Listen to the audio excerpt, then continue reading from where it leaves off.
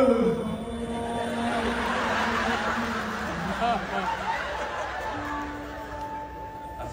Pak. Malam baru je pura-pura, Pak. Nasib baik sempat saya buka baju. Pak kata Abah nak mandi ke orang, tapi pagi ni orang mandikan jenazah, Pak. Abah, kalau dia pun tunggulah, Pak. Bagi salam raya. Maafkan Abah, nak. Sekarang kita dah bebas alam. Mati pula lah yang tahu.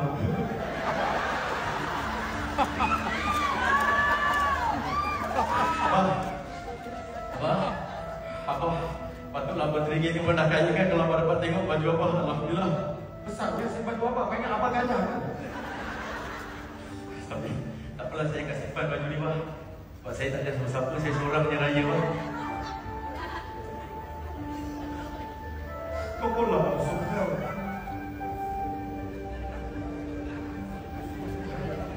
Sial anak. Sen, ha? Tak sempat makan.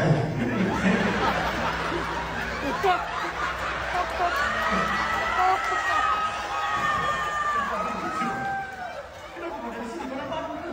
Nampak, Sen. Semalam kau meninggal sempat kan, Sen? Pukul 4.10 anak kamu telefon aku, Sen. Katanya kamu meninggal. Aku terkejut. Sudah 4 suku aku pula meninggal. Inilah dikatakan sahabat sejati. Tapi kalau ia pun betul kena baju dulu. Aku tak cukup tangan kamu, Sen. Tak apa, yang penting itu dah dekat alam lain. Abah, elok pula berjanji mati sama-sama ya, Pak.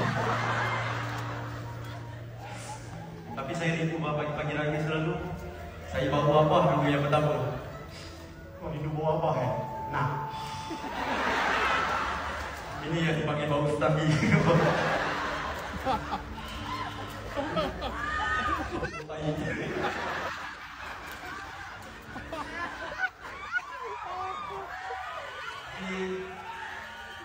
Saya tahu Abah pernah kesan, saya tak perlu sedih. Sebab doa anak soleh ni akan sampai pada mak dan bapak dia, Abah. Saya balik dulu, Abah.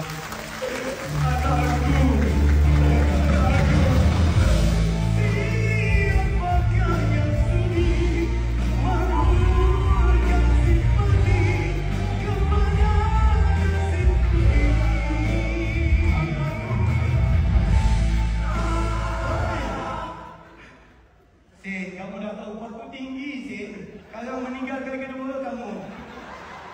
Ambil buat yang rendah sikit. Sabarkan hatinya, marilah berdoa. Sabar si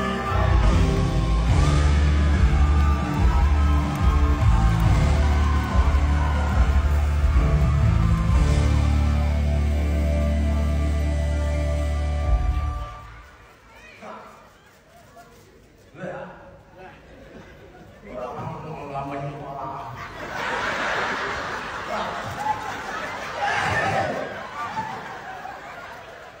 Pagi-pagi raya, pagi-pagi raya kau tidur kenapa kau ni? Wah, Pak Usuk. Apa hidup lagi? Pak Usuk hidup lagi? Masih baju sama Pak Usuk. Sudah pagi-pagi raya. Maksudnya tadi tu saya